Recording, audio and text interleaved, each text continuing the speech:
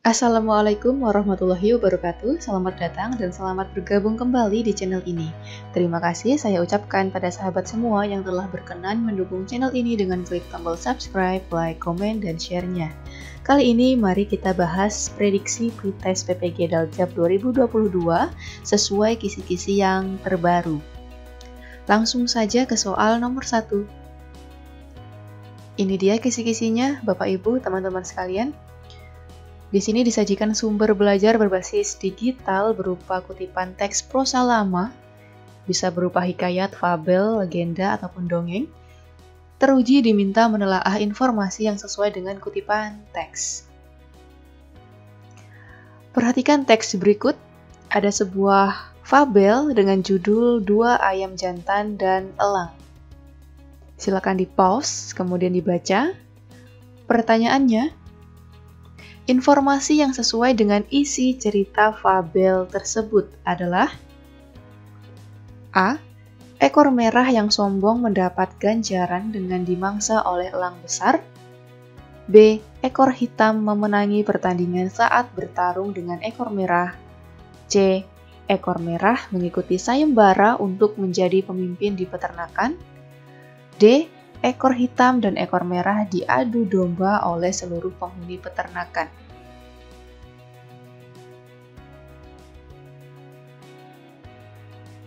Jawabannya adalah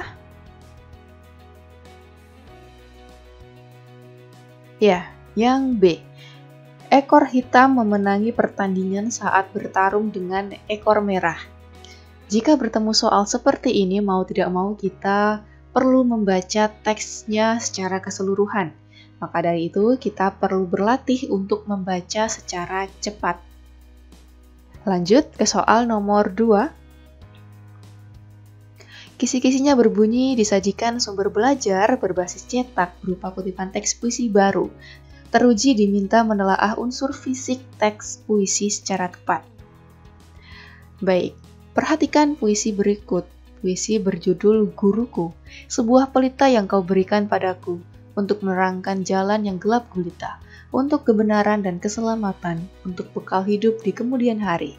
Kau laksana sebuah lilin, walaupun dirimu terbakar, tapi kau tetap bersinar terang, kau tak pernah mengeluh dan tak pernah mengharap tanda jasa. Pertanyaannya, imaji yang ditimbulkan pada larik untuk menerangkan jalan yang gelap gulita adalah A.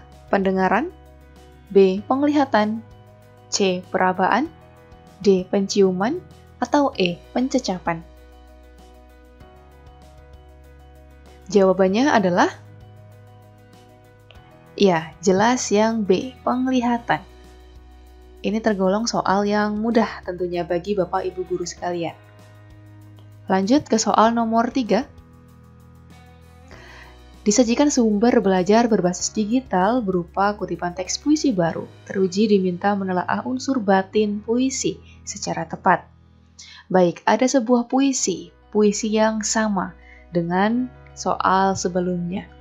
Pertanyaannya, tema petikan puisi tersebut adalah A. Jasa guru dalam dunia pendidikan. B. Guru adalah orang tua di sekolah. C. Seorang guru memberi jalan terang. D. Seorang guru menyinari murid-muridnya. Atau E. Guru adalah pelita dunia. Jawabannya adalah yang A. Jasa guru dalam dunia pendidikan. Baik, kalau sesuai dengan kisi-kisi ini disebutkan bahwa kita perlu menelaah unsur batin puisi. Perlu diingat bahwa unsur batin puisi tidak hanya tema saja, melainkan ada perasaan, nada, amanat, Sedangkan pada soal sebelumnya, di soal nomor 2, yang diminta adalah menelaah unsur fisik puisi. Unsur fisik puisi itu yang meliputi larik, bait, pertautan, diksi, kemudian imaji, ada rima, irama, dan majas. Begitu ya. Jadi silakan dipelajari semuanya, karena kita tidak tahu yang mana yang akan keluar di layar Bapak Ibu sekalian dan teman-teman semuanya. Lanjut ke soal nomor 4.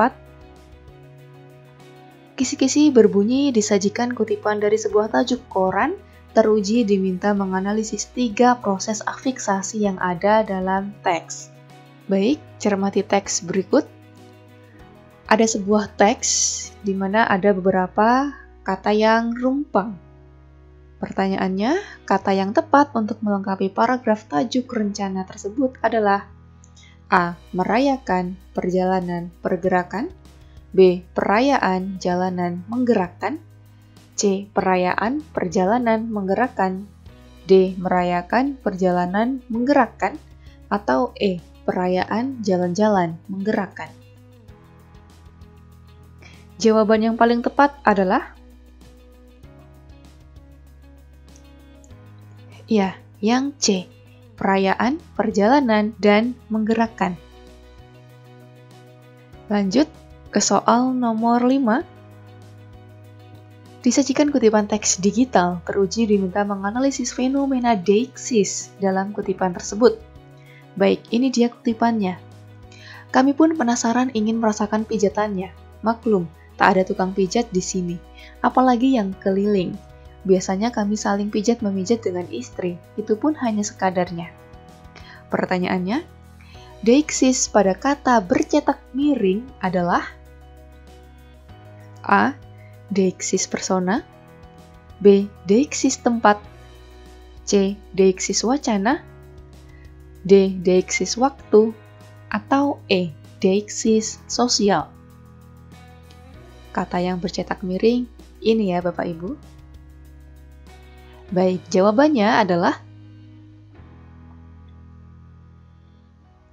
ya, yang B. Deiksis tempat. Deiksis tempat ini berhubungan dengan kata ganti tunjuk. Di sini, di situ, di sana. Ya, dalam artian kalau di sini berarti letaknya tidak jauh dengan pembicara atau dengan kita yang sedang mengucapkan. Kemudian jika di situ berarti ini tidak begitu dekat dengan pembicara. Sedangkan untuk di sana berarti ini letaknya jauh dari pembicara. Sebenarnya deiksis itu apa? Deiksis adalah kata ganti yang menerangkan berbagai entitas dalam konteks sosial, linguistik, atau ruang waktu ujaran yang lebih luas. Nah, deiksis banyak sekali macamnya. Ada deiksis persona, tempat, wacana, waktu, dan sosial. Deiksis persona ini menyangkut kata ganti persona. Deiksis persona dalam bahasa Indonesia memiliki beragam bentuk dan macamnya. Ya, karena kita pahami bersama bahwa kata ganti persona atau orang dalam bahasa Indonesia itu ada banyak. Ada kata ganti orang pertama, kata ganti orang kedua, dan kata ganti orang ketiga. Kemudian untuk deiksis wacana ini berkaitan dengan penggunaan ekspresi linguistik dalam beberapa kata, baik sebelum dan sesudah ucapan, dalam wacana lisan atau tertulis. Deiksis wacana ditunjukkan oleh anafora dan katafora. Mari kita ingat bersama apa itu anafora dan katafora. Rujukan anafora ini maksudnya apabila perujukan merujuk kepada hal yang sudah disebutkan. Contoh kalimatnya, Doni belum dapat pekerjaan, padahal dia sudah wisuda. Kata dia ini merujuk kepada Doni yang sudah disebutkan sebelumnya. Maka kalimat seperti ini termasuk deiksis wacana, rujukan anafora. Sedangkan untuk katafora, ini jika rujukannya menunjuk kepada hal yang akan disebutkan. Berarti belum disebutkan ya di awal ya. Contohnya, di sini di gubuk tua ini mayat itu ditemukan.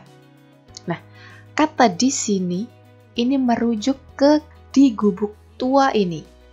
Kata di sini ini justru merujuk kepada hal yang baru akan disebutkan.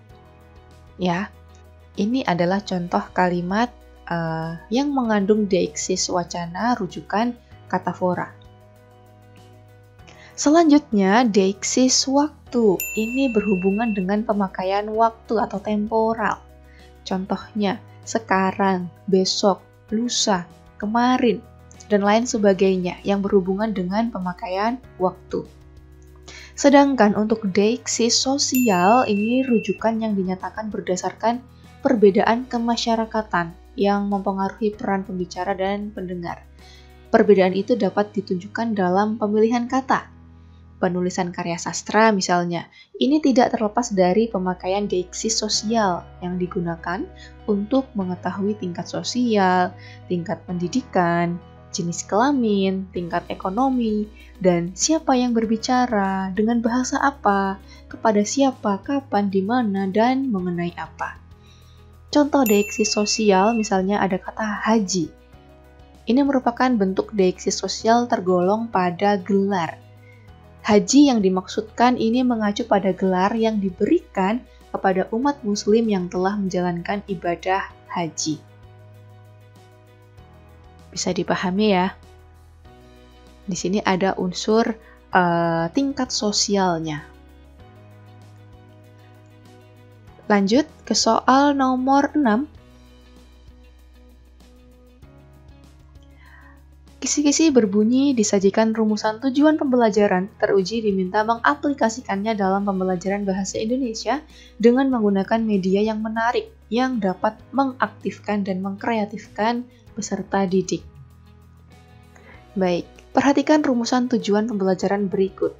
Setelah mengikuti proses pembelajaran melalui diskusi kelompok, peserta didik dapat menulis teks deskripsi dengan memperhatikan pilihan kata, kelengkapan struktur, dan kaidah penggunaan kata kalimat atau tanda baca atau ejaan. Pertanyaannya, kegiatan pembelajaran dengan media menarik yang dapat dilakukan guru adalah A. Guru meminta siswa untuk mengamati sebuah gambar secara cermat, setelah itu siswa ditugasi untuk mendeskripsikan gambar berdasarkan hasil pengamatan secara tertulis.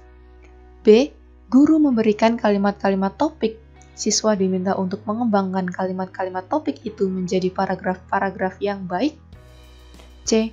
Guru menyiapkan wacana yang bagian-bagian tertentunya sudah dihilangkan. Siswa ditugaskan untuk melengkapi bagian yang dihilangkan. D. Guru membawa lembaran fotokopi sebuah cerpen yang diambil dari buku kumpulan cerpen. Secara individu, siswa membaca cerpen tersebut.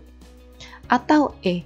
Guru memberi tugas untuk mendiskusikan sebuah tempat di lingkungan sekolah secara berkelompok. Baik, jawaban yang paling tepat adalah yang A. Guru meminta siswa untuk mengamati sebuah gambar secara cermat. Setelah itu siswa ditugasi untuk mendeskripsikan gambar tersebut. Ya, maka di sini akan muncul produknya, sebuah tulisan teks deskripsi. Ya, media yang digunakan apa? Media yang digunakan adalah sebuah gambar. Kalau kita cermati opsi lain kurang tepat ya, teman-teman. Untuk opsi E ini hampir ya, namun di sini belum lengkap. Harusnya di sini ada outputnya berupa tulisan hasil mendeskripsikan lingkungan sekolah ya, karena di sini yang digunakan adalah lingkungan sekolah. Maka opsi E ini masih kurang tepat karena belum lengkap. Yang paling tepat adalah yang A. Lanjut ke soal nomor 7. Disajikan kutipan teks puisi, teruji diminta menentukan pernyataan tematis atau tema yang tepat. Perhatikan puisi berikut. Tidak, bagiku tidak ada kalah dan menang, sebab kuputuskan bahwa kemenangan sudah pasti untukku saja. Kalah tinggal pada mereka yang lain, yang mengeluh bila terjatuh, yang menangis bila teriris, yang berjalan berputar-putar dalam belantara. Pertanyaannya, tema yang tepat untuk puisi di atas adalah A. Makna kekalahan, B. Makna kemenangan, C. Kesombongan, D. Putus asa, atau E. Penyesalan. Jawabannya adalah Iya, yang B, makna kemenangan. Pada puisi ini, di sini kemenangan bukan berarti berhasil dalam perlombaan. Kemenangan dimiliki oleh semua orang yang selalu bersemangat dan tidak putus asa. Lanjut ke soal nomor 8. Di sini, kisi-kisi berbunyi disajikan sumber belajar berbasis cetak berupa kutipan teks drama, teruji diminta menelaah unsur pembangun drama secara tepat. Perhatikan kutipan drama berikut. Ada sebuah kutipan drama, Lakon Lautan Bernyanyi karya Putu Wijaya. Pertanyaannya, bagian yang memuat kramagung terdapat pada nomor A1, B2, C3, D4, atau E5? Jawabannya adalah iya, D4. Perlu dipahami bahwa unsur pembangun drama ini ada banyak sekali. Maka saya rasa Bapak, Ibu, dan teman-teman semuanya silakan diingat kembali unsur-unsur pembangun drama itu ada apa saja. Untuk soal nomor 8 ini, saya sampaikan bahwa unsur pembangun drama salah satunya adalah dialog. Dialog memiliki 3 elemen.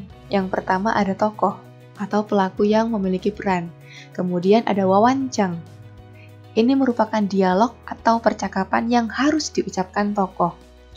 Kemudian ada kramagung. Ini adalah petunjuk perilaku atau tindakan. Biasanya dituliskan dalam tanda kurung dan dicetak miring. Lanjut ke soal nomor 9. Disajikan kutipan teks dari surat kabar, teruji diminta menganalisis kata yang sama yang mengandung homonim dan polisemi. Perhatikan kutipan teks berikut. Di sini ada kutipan teks, Bapak Ibu tidak perlu membacanya secara keseluruhan, ya. Kita langsung saja ke pertanyaannya. Kata berpolisemi yang terdapat pada kutipan teks di atas adalah A. Korupsi, B. Sosial, C. Kolusi, D. Nepotisme, atau E. Akar. Baik, muncul soal seperti ini, jangan langsung baca kutipan teksnya, ya. Karena membuang-buang waktu. Kita bisa langsung menjawabnya hanya dengan langsung membaca pertanyaan dan opsinya. Baik, untuk soal ini jawaban yang paling tepat adalah iya, yang E, akar. Polisemi adalah kata yang maknanya berbeda dan ada banyak, namun masih ada hubungan antara makna-makna yang berlainan tersebut. Misalnya di sini, kata akar. Kalimat pertama, akar pohon di halaman rumahku hampir merusak bangunan. Akar pada kalimat pertama ini berarti bagian tumbuhan yang tertanam di dalam tanah. Kita perhatikan kalimat kedua. Setelah ditelusuri lebih dalam, ternyata akar masalah dari masalah-masalah sosial tersebut adalah karakter. Nah, akar pada kalimat kedua ini berarti pangkal atau asal mula. Lanjut ke soal nomor 10. Disajikan sumber belajar berbasis digital berupa kutipan teks drama. Teruji diminta menelaah struktur drama secara tepat. Ini dia, perhatikan kutipan drama berikut. Ada sebuah drama yang cukup panjang memenuhi layar. Kali ini Bapak Ibu diharapkan mampu membaca secara cepat dan tepat. Ya, pertanyaannya, struktur drama bagian komplikasi terdapat pada nomor apakah A1, B2, C3, D4, atau E5?